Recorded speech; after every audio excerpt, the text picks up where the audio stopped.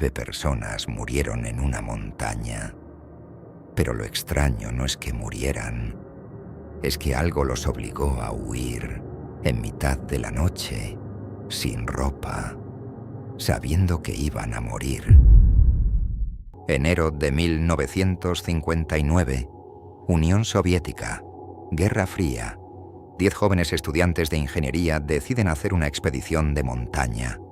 No eran novatos, eran atletas con años de experiencia. Conocían el frío, conocían el riesgo, conocían sus límites. Su líder, Igor Dyatlov, 23 años, el tipo de persona que revisa el equipo 3 veces antes de dormir. Con él, 9 compañeros, experimentados, preparados, confiados. Su destino, el monte Otorten, en los Urales del norte. Nivel de dificultad máximo, pero para ellos, rutina. Nadie imaginaba que ninguno volvería, excepto uno. Pero eso lo contamos en un momento. Los primeros días fueron completamente normales. Caminaban de día, acampaban de noche, hacían bromas, se fotografiaban. Hay imágenes de ellos riendo, felices, sin ningún tipo de preocupación. El 28 de enero, uno del grupo empezó a encontrarse mal. Dolor en las articulaciones que no cedía. Tomó la decisión más difícil de su vida: volverse.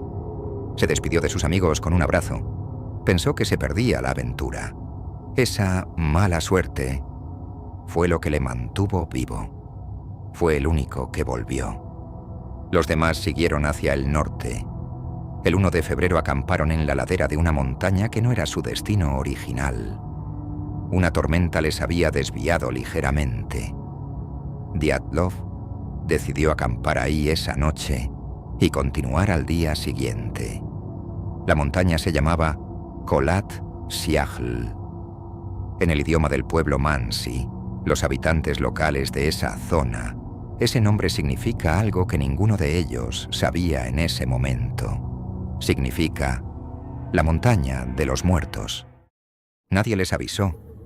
O quizás sí. Y no quisieron escuchar. Esa noche montaron la tienda, cocinaron, escribieron en el diario. Todo normal.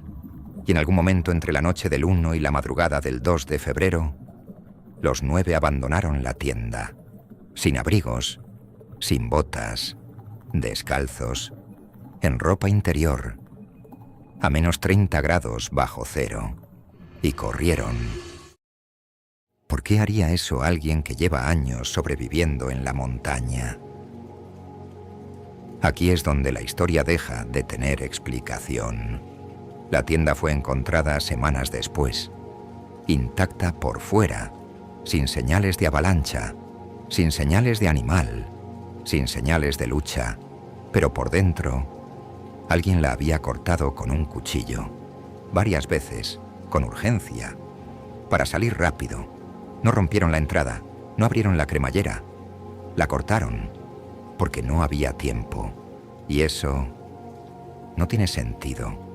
9 personas entrenadas que saben perfectamente que sin ropa a menos 30 grados tienes minutos de vida. Y aún así, cortaron la tienda y salieron corriendo. Esto no ocurre. Esto no debería pasar, a menos que lo que estuviera dentro de esa tienda fuera menos peligroso que lo que estaba fuera.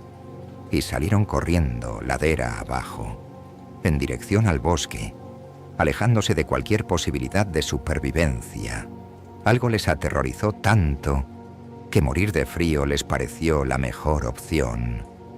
En el bosque, a 1500 metros de la tienda, encontraron el primer rastro perturbador. Un pino enorme, ramas rotas hasta 5 metros de altura, corteza arrancada y sangre.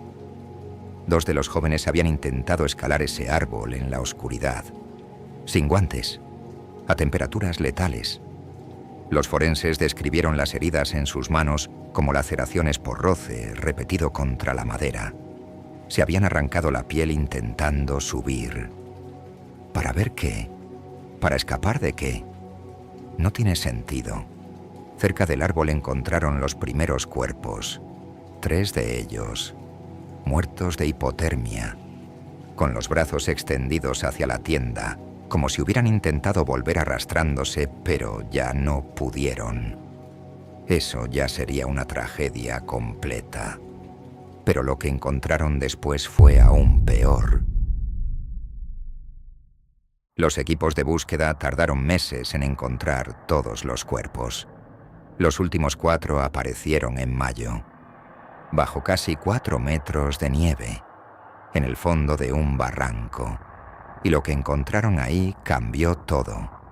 Uno de ellos tenía el cráneo destrozado, fractura masiva, pero la piel de la cabeza estaba completamente intacta, sin cortes, sin hematomas externos. Los forenses lo dijeron claramente.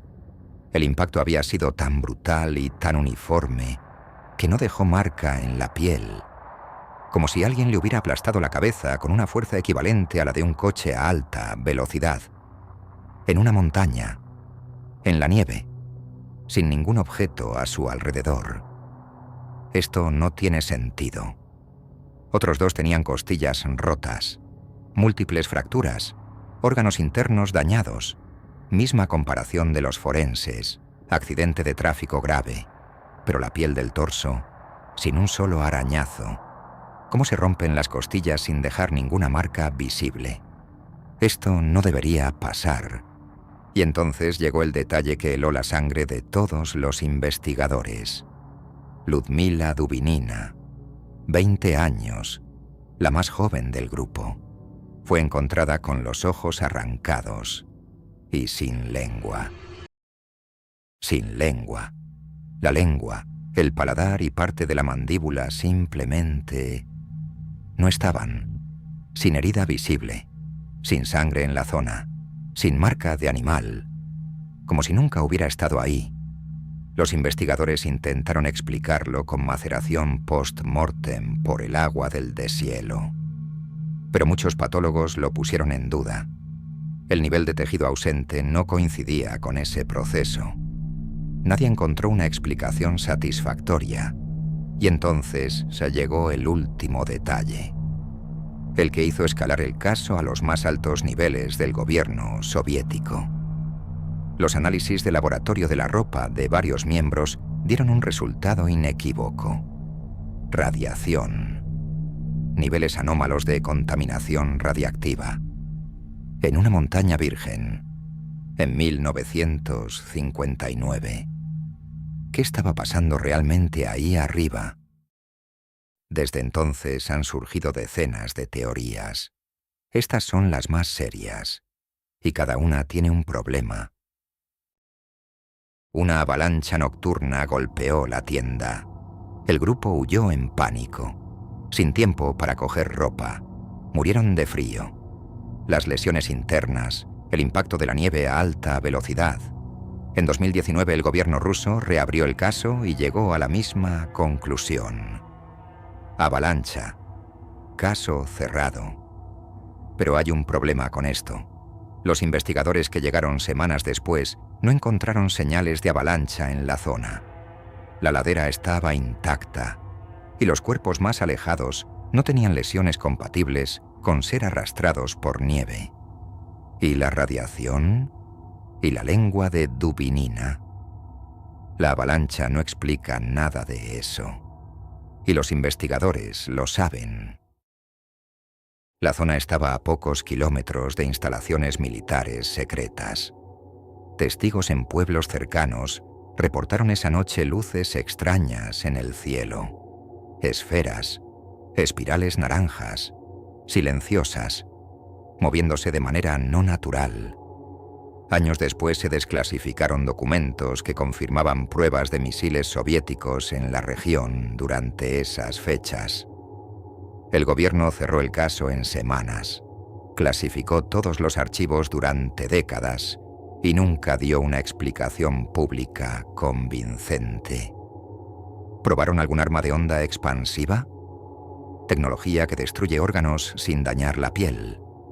Que existe, cuyos efectos coinciden exactamente con las lesiones encontradas. Pero hay un problema con esto también. Si fue un accidente militar, ¿por qué no recuperaron los cuerpos de inmediato? ¿Por qué dejar que equipos civiles llegaran hasta ahí? Algo no cuadra. Algunos físicos apuntan a algo completamente natural, pero devastador. En ciertas condiciones de viento, las montañas generan infrasonido. Frecuencias sonoras por debajo del umbral auditivo humano. No las oyes. No las ves. Pero tu cerebro las siente. Y cuando las siente, enloquece. Terror irracional e incontrolable. Sensación de presencia en la oscuridad. Desorientación severa. Alucinaciones. Pérdida total del juicio. Quizá los 9 no huían de algo que veían. Quizá huían de algo dentro de su propia cabeza. Pero hay un problema con esto. El infrasónido no explica las fracturas. No explica la radiación. No explica la lengua que no estaba. Lo más perturbador de todas estas teorías es lo mismo. Ninguna lo explica todo. Cada una resuelve algo y deja otras preguntas sin respuesta.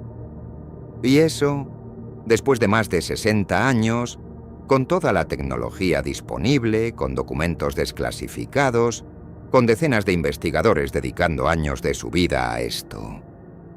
Sigue siendo así. Han pasado más de 60 años. El único superviviente indirecto, el que se volvió por enfermedad aquel 28 de enero, pasó el resto de su vida intentando comprender qué le pasó a sus amigos. Visitó el lugar, revisó los archivos, habló con los investigadores. Murió en 2013, con 75 años, sin respuestas. En su última entrevista dijo algo que cuesta olvidar. Daría todo lo que tengo por saber qué pasó aquella noche. Pero a veces pienso que quizá es mejor no saberlo. Piensa en eso. 9 personas expertas, entrenadas, racionales, tomaron la decisión más irracional de sus vidas, todas a la vez, en la misma noche, sin dejar ninguna explicación. Las lesiones eran incompatibles con cualquier causa conocida. La radiación no tenía explicación. Había detalles que los informes oficiales directamente ignoraban. Y el gobierno de uno de los países más poderosos del mundo cerró el caso en semanas. ¿Por qué tanto secreto si solo fue una avalancha? Hasta hoy, el paso Dyatlov sigue siendo oficialmente un caso sin resolver. Y quizá eso es lo más perturbador de todo. No que no sepamos qué pasó, sino que después de todo este tiempo, seguimos sin saberlo.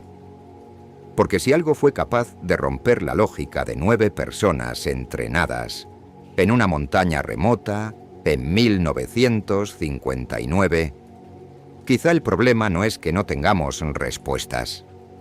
Quizá el problema es que no estamos preparados para entenderlas.